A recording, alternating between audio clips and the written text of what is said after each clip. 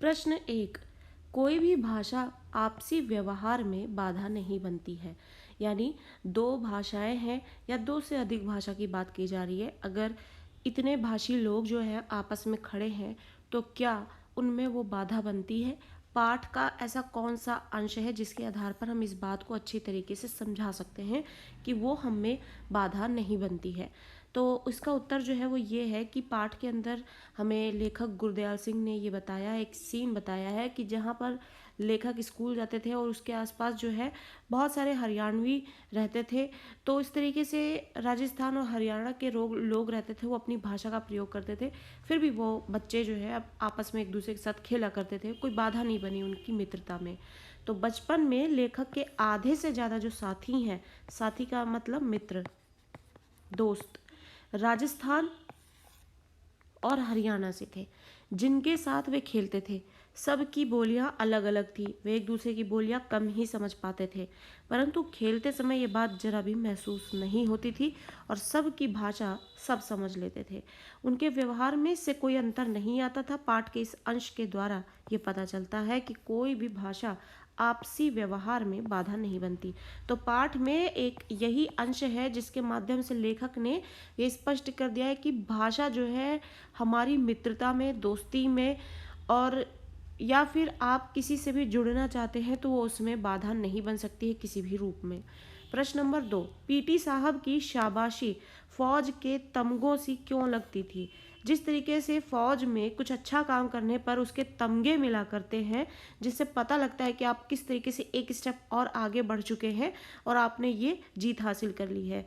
वैसे ही स्कूल में एक पीटी सर हुआ करते थे जिससे बच्चे बहुत खौफ खाते थे और उनकी वजह से ही ज़्यादातर बच्चे जो है डर की वजह से जब नई कक्षाओं में जाया करते थे तो उन्हें खुशी के बजाय डर ही लगा रहता था, जिससे कि उनके दिमाग में एक इमेज बन गई थी कि टीचर्स जो है सिर्फ डांटते हैं, मारते हैं, धमकियां दे रहे हैं और इस तरीके से पढ़ाने का कोई फेमिलियर तरीका नहीं है। तो पीटी साहब जो है ऐसी परफॉर्मेंस देते हुए हमें पाठ में दिखते हैं। तो पीटी साहब जो है जब वो कभी गलती से ऐसा कोई रेयर डे आ जाता है कि वो काम पर आपके शाबाशी देते हैं, लेखक जब बताते हैं तो वो फौज के दिव्य तमगों सी क्यों लगती थी? तो इसका उत्तर है कि पीटी साहब जो है, जिनका नाम है प्रीतम चंद, बहुत सख्त अध्यापक थे। यदि कोई कतार में सिर, कतार यानी जब बच्चे लाइन में लगकर प्रेयर वगैरह में जाते थे तो वहाँ पर कतार में लगना होता था। सभी को पता है कि किस तरीके से स्कूल में जब प्रेयर होती है तो बच्चों को उनकी हाइट के अकॉर्डिंग एक लाइन बनानी होती है, मेंटेन करनी होती है। वही काम यहाँ पर प्रीतम चंद यानी कि पीटी सर जो है किया करते थे कि बच्चों को कतार में लगना है। तो यदि कोई कतार में सिर इधर उधर हिला लेता या फिर दूसरी पिंडली खुजलाने लगता, इस पर वे उस लड़के की ओर बाघ की तरह झपट पड़ते। पिंडली मतलब पैर में खुजली जो होती है, बच्चे झुककर थोड़ा खुजलाने लग जाते हैं और या फिर इधर उधर थोड़ा बहुत हिल लेते हैं तो इस पर वो उस लड़के को बाघ की तरह झपट लेते थे। परंतु जब बच्चे कोई भी गलती ना करते तो पीटी साहब उन्हें शाबाश कहते। तो बच्चे यह शब्द सुनकर खुश होते और उन्हें लगता कि जैसे फौज में सिपाही को तमगे दिए जाते हैं वैसा ही तमगा उन्हें भी आज मिल गया हो।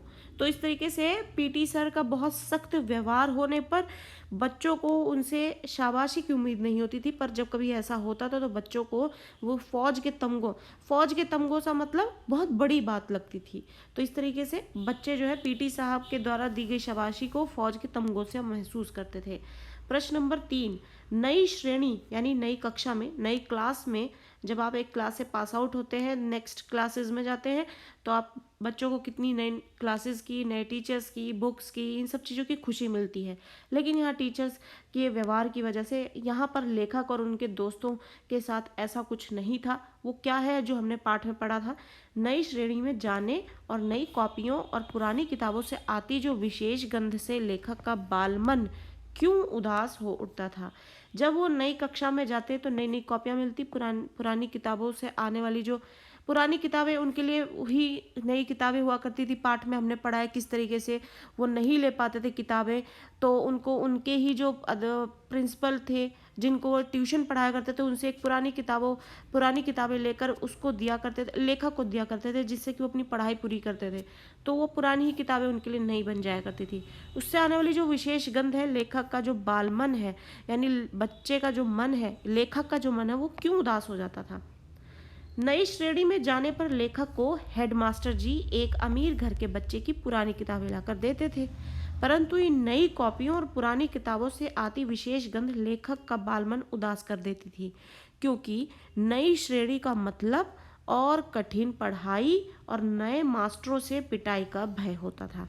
यानी कि कठिन पढ़ाई, अब पढ़ाई का और भी ज़्यादा कठिन हो जाना और मास्टरों से जो पिटाई का भय है, डर है, वो उनके मन को उदास करता था।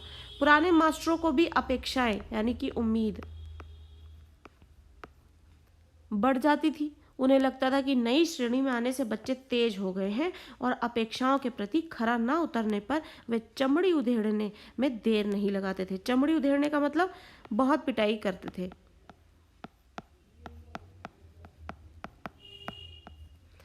तो ऑब्वियस सी बात है कि आप नेक्स्ट जो भी क्लास पास आउट करके आए हैं, आपको उससे रिलेटेड आपका सब्जेक्ट जो है मजबूत होना चाहिए।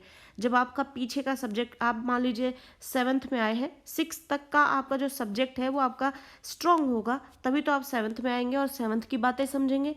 लेकिन अगर बच्चों को 6 की ही बातें नहीं आ रही हैं, किसी तरीके से पास आउट होकर 7th में आ गए हैं, तो टीचर्स जो है जो उम्मीद लगाते हैं कि पीछे की क्लास की चीज़ें जो हैं बच्चों को आनी होनी चाहिए, 7th क्लास में जो सब्जेक्ट है उसको अपडेटेड फॉर्म में लाने के लिए पीछे का ज्ञान बहुत ज़रूरी है, यानी प्रीवियस नॉलेज होना बहुत ज़रूरी है बच्चों का। तो इसकी वजह से जो है जब बच्चों में ये चीज़ें नहीं मिलती टीचर से, तो टीचर जो है उनको बहुत पिटाई करते, जिसकी अपेक्षाओं पे खरा ना उतरने पर जो है टीचर तो पीटते और बच्चे जो है वो उनका बालमन जो है इस डर से, खौफ से डर जाता। प्रश्न नंबर 4, स्काउट परेड करते समय लेखक अपने का महत्वपूर्ण आदमी फौजी जवान क्यों समझने लगते थे।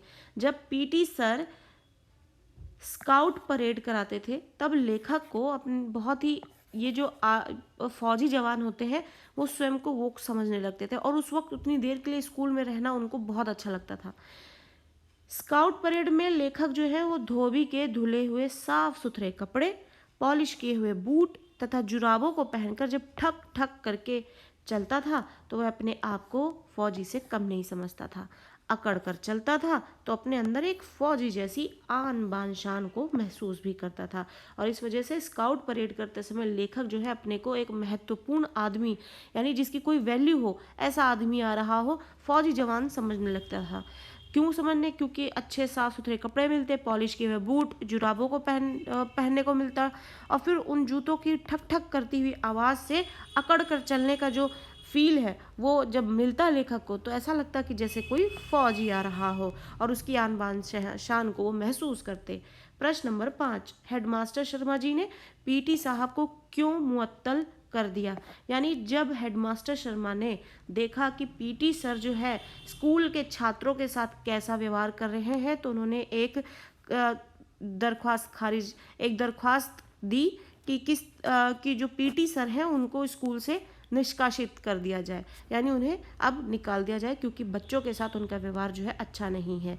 तो क्यों उनको मुअत्तल कर दिया गया। एक दिन मास्टर प्रीतम चंद, याद रखें पीटी सर जो है उनका नाम है प्रीतम चंद। पाठ को जब आप अच्छे से पढ़ लेंगे तो अपने आप चीज़ें याद हो जाएंगी। तो एक दिन मास्टर प्रीतम चंद ने कक्षा में बच्चों को फारसी के शब्द रूप याद करने के लिए दिए। अब हमने पाठ में ये भी पढ़ा था कि प्रीतम चंद जो कि पीटी सर हैं, इससे पहले उनको फारसी पढ़ाने का भी फारसी पढ़ाने की भी क्लासेस दी हुई थी।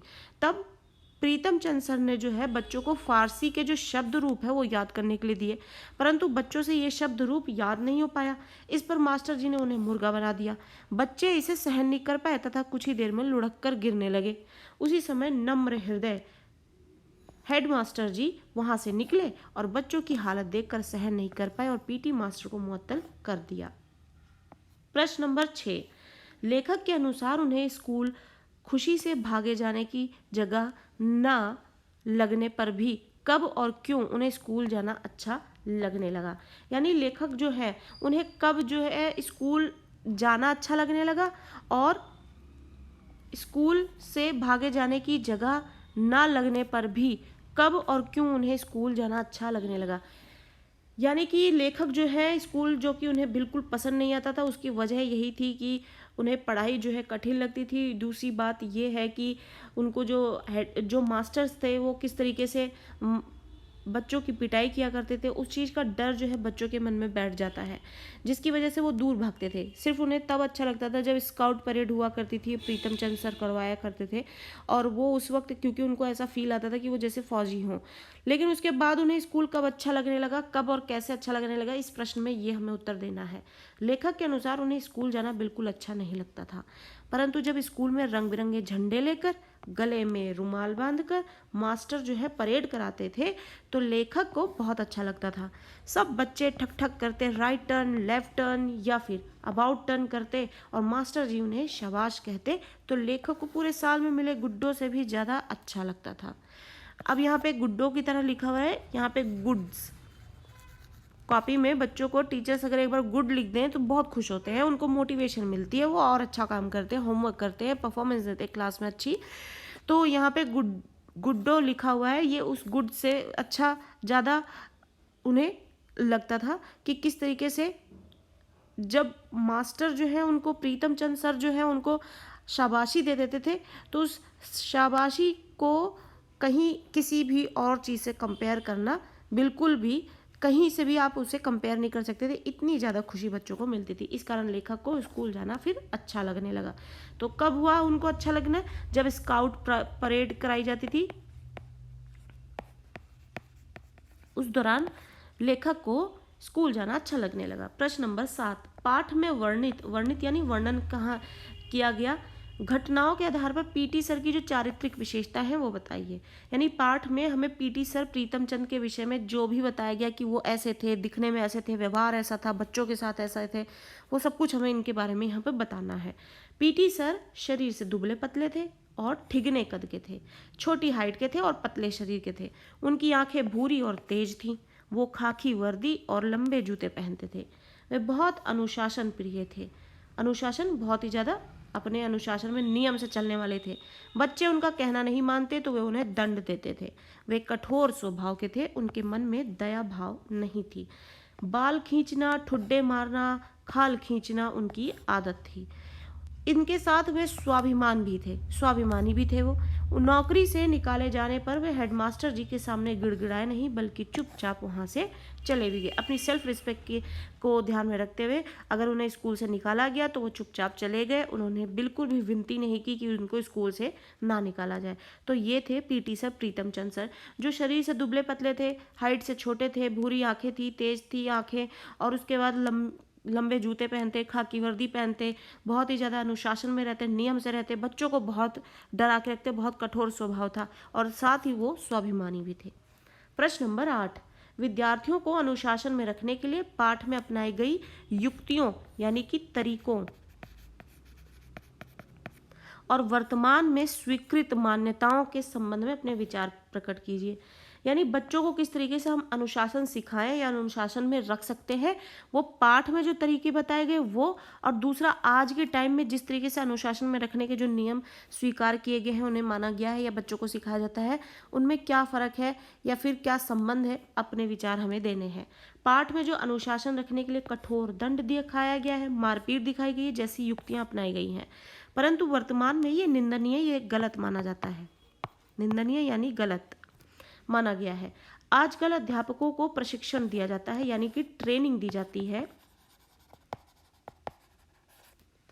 कि बच्चों की भावनाओं को समझे, यानी बच्चों के इमोशंस को समझे, बच्चों की तरफ से चीज़ों को समझे, और बच्चा जो है क्यों बोल नहीं रहा, क्या पाठ उसे समझ में आ रहा है या नहीं आ रहा, जो भी XYZ जो बच्चे का बालमन है, वो उसके लिए साइकोलॉजी पढ़ाई जाती है टीचर्स को, जिससे कि ट्रेनिंग देकर उनको बच्चों की तरफ से सोचने लायक बनाया जा सके, और क्लास को और माहौल को उस लायक बनाया जा सके कि बच्चा जो है क्लास में इन्वॉल्व करे अपने आप को और पढ़ाई में ध्यान लगा सके, उनकी गलतियों के कारणों को समझे, फिर उन्हें उनकी गलती का एहसास एहसास कराएं तथा उनके साथ मित्रतापूर्ण और ममतापूर्ण, मित्रता यानी दोस्तों की तरह जैसे व्यवहार करके, और ममतापूर्ण यानी प्यार से व्यवहार रखें। इससे बच्चे स्कूल आने से डरेंगे नहीं बल्कि खुशी खुशी आएंगे।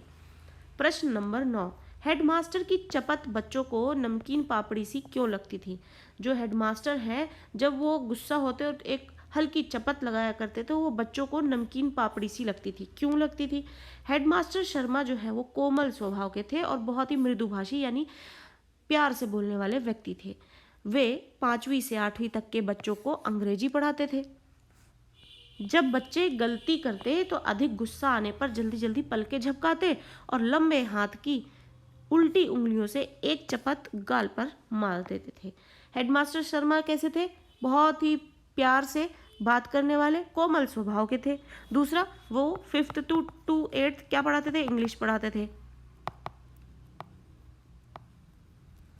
और उसके बाद जब उन्हें कभी गुस्सा आता था तो अपनी आंखों की जो पलकें हैं उनको जल्दी जल्दी झपकाने लगते और उसके बाद अपने लंबे हाथ की उल्टी उंगलियों से एक चपत गाल पर मार देते। इस पर कमजोर शरीर वाले बच्चे भी जो हैं वो सिर झुकाकर मुंह नीचा करके हंस देते थे। बच्चों को हेडमास्टर शर्मा जी की यह चपत जो है वो नमकीन पापड़ी सी मजेदार लगती थी। प्रश्न नंबर 10, मास्टर प्रीतम के व्यक्तित्व और पहनावे को भयभीत करने वाला क्यों कहा गया है? यानी जो मास्टर प्रीतम है, पीटी सर है, वो उनकी जो पर्सनालिटी है, उनका जो पहनावा है वो डरा देने वाला क्यों कहा गया है? सपनों के से दिन पाठ के आधार पर हमें ये स्पष्ट करना है। मास्टर प्रीतम चंद का कद जो है वो ठिगना था, शरीर दुबला पतला और गठीला था। उनका चेहरा जो है माता के दागों से यानी जो चेचक है उसकी वजह से उस पर मुंह पर दाग बने हुए थे, परंतु आंखें जो है वो किसी बाज सी तेज थी। बाज की तरह वो बहुत तेज आंखें थी उनकी कि कुछ भी होगा पीटी सर जो है देख लेते थे। वो खाकी वर्दी पहनते थे और पैरों में चौड़े पंजों वाले बूट पहनते थे। बूटों में ऊंची एड़ियों के नीचे खुरियां लगी रहती थी और पंजों के नीचे मोटे सिरों वाले कील ठुके रहते थे। उनका यह व्यक्तित्व और पहनावा बच्चों को बेहद ही भयभीत करता था और सभी उनसे भय खाते थे, डरते थे। तो इस तरीके से उनका जो पहनावा है और जो तरीका था, उनका व्यवहार था, वो बच्चों को डराता था। छोटे बच्चों के लिए ये डरा देने वाला एक आप कह सकते हैं कि सख्त मिजाज वाले जो व्यक्ति का आप पहनावा है, व्यक्तित्व है, व्यवहार है, पूरी की पूरी पर्सनालिटी जो है वो उनको बच्चों के लिए डरा देने लायक थी। प्रश्न नंबर 11, ननिहाल जाकर लेखक को क्या सुख मिलता था? जब बच्चे यानी कि लेखक जो है, बच्चों के साथ साथ लेखक जो है अपने ननिहाल यानी अपनी नानी के घर बोला जाता है ननिहाल को, तो उनको वहां पर नानी के घर में क्या क्या सुख मिलते थे? लेखक जब छुट्टियों में माँ के साथ ननिहाल जाते तो उन्हें अत्यंत खुशी मिलती, बहुत खुश होते थे जब वो अपनी नानी के घर जाते छुट्टियों में माँ के साथ। नानी जो है उनकी उन्हें दूध दही देती, घी मक्खन देती तो खिलाती ही थी, साथ ही प्यार भी करती थी। नानी से जो जी में आता मांग कर खाते।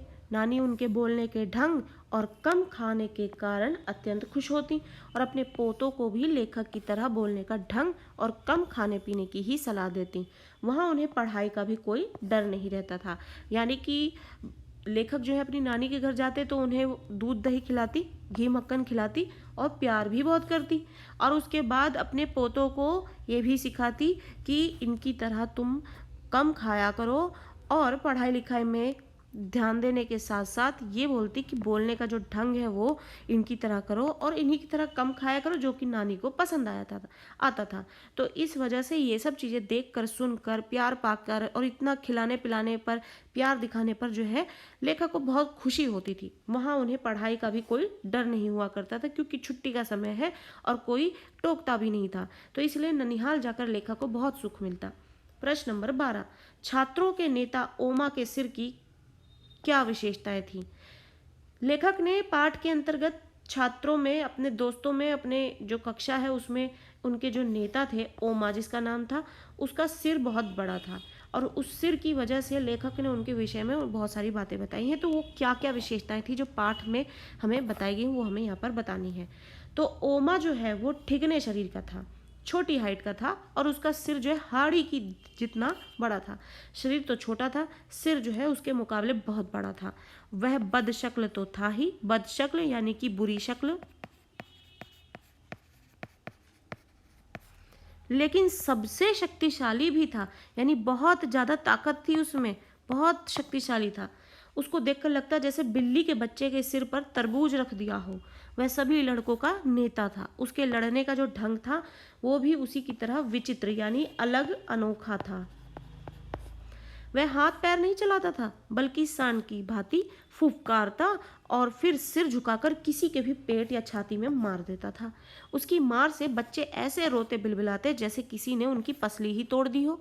बच्चे उसकी पिटाई से डरते थे और उसकी टक्कर का नाम रेल बम्बा रख दिया था। तो इस तरीके से ओमा जो है उसका सर बड़ा था और शरीर छोटा था। बच्चों को जब भी उसकी किसी से लड़ाई होती थी तो वो यहाँ पर लेखक बताते कि सांड की भांति फुफकारता और सिर झुकाकर किसी के भी छाती में और पेट में मार देता था। बच्चे उसकी इस मार से बहुत ही रोते थे और फिर ऐसा लगता था उनको जैसे उनकी किसी ने पसली तोड़ दी हो। फिर बच्चे जो हैं उसकी पिटाई से इसलिए डरते और फिर इसी डर की वजह से उसकी इस टक्कर का नाम, टक्कर कौन सी, जो अपने सर से वो टक्कर किसी की भी छाती और सीने में और पेट में मार देता था, तो उसका टक्कर का नाम जो है रेल बम्बा रख दिया उन्होंने, क्योंकि वह रेल के इंजन की भांति बड़ा और भयानक लगता था। तो इस तरीके से ओमा जो है उसकी ये यहाँ पर पाठ में चर्चा लेखक ने की है, जिसका शरीर छोटा, सिर बड़ा और वो सबका नेता था, मारता था तो जिसकी वजह से लोग डरते थे, जिसका नाम रेल बम्बा रख दिया सबने। प्रश्न नंबर 13, सपनों के से दिन पाठ के आधार पर बताइए कि बच्चों को पढ़ाई करने से अधिक खेलना क्यों रुचिकर यानी कि अच्छा लगता है। लेखक और उसके साथियों को स्कूली जीवन बहुत बिल्कुल भी जो है रुचिकर यानी पसंद नहीं था। लेखक को भी और उसके साथियों को भी, उसके दोस्तों को भी। गांव के 5-6 बच्चों को छोड़कर सभी रोते पीटते ही स्कूल जाते थे। पाठ के आधार पर इसके कई कारण थे। पाठ में जो हमें इसके कई कारण बताए हैं वो ये हैं कि उनके लिए स्कूल में कोई आकर्षण नहीं था, ऐसी कोई चीज़ नहीं थी जिसकी लालच में वो स्कूल जाए, कि वहाँ पर कोई भी XYZ कुछ भी आपको अच्छा लगता है जो आपको उसकी ओर खींचे, तो स्कूल में उनको ऐसा कोई भी कारण नज़र नहीं आता है जिसकी वजह से वो स्कूल जाने के लिए तैयार हों। तो ऐसा कोई भी आकर्षण नज़र नहीं आता था। पीटी मास्टर उन्हें साक्षात यमराज की तरह लगते थे। बच्चों को गृह कार्य यानी कि होमवर्क याद नहीं होता तो मास्टर प्रीतमचंद बर्बरता पूर्वक यानी बहुत ही सख्ती से सजा देते और फिर छुट्टियों में मिला ढेर सारा गृह कार्य होमवर्क करने के बाद वे अध्यापकों से मार खाना ज़्यादा पसंद करते थे। अध्यापक जो है वो भय का वातावरण बनाए रखते थे। यही कारण था कि बच्चों को खेलना रुचिकर लगता था और पढ़ाई करना अप्रिय, नापसंद लगता था। और इस वजह से बच्चे जो हैं स्कूल से डरते भागते, उन्हें बिल्कुल स्कूल पसंद नहीं आता। तो ये सारे कारण थे जो कि आज भी एग्जिस्ट करते हैं। बहुत सारे बच्चे जो हैं उनको आज भी थोड़ी सी भी किसी भी दूसरे बच्चे के डांट खाने पर वो भी डर जाते हैं। तो इस वजह से जो तरीके हैं पढ़ाने के और स्कूल का जो माहौल है, कक्षा का जो माहौल है, और टीचर्स को ट्रेन करके किस तरीके से बदल दिया गया है, जिसकी वजह से बच्चे जो हैं वो स्कूल से दूर ना भागे, बच्चे बल्कि बच्चों को कुछ ना कुछ इतना इंटरेस्टिंग लगे स्कूल में कि वो स्कूल जाने के लिए खुद से तैयार हों। आई होप कि आपको इस पार्ट से संबंधित जो यहाँ पर हमने जो भी यहाँ पे कुल हमने टोटल जो है 13 क्वेश्चंस किए हैं, आपको समझ में आए होंगे। नेक्स्ट सेशन में हम और भी प्रश्न लेंगे इस पार्ट से संबंधित। अगर आपको वीडियो में ये सारे प्रश्न उत्तर सभी अच्छी तरीके से समझ में आए हैं तो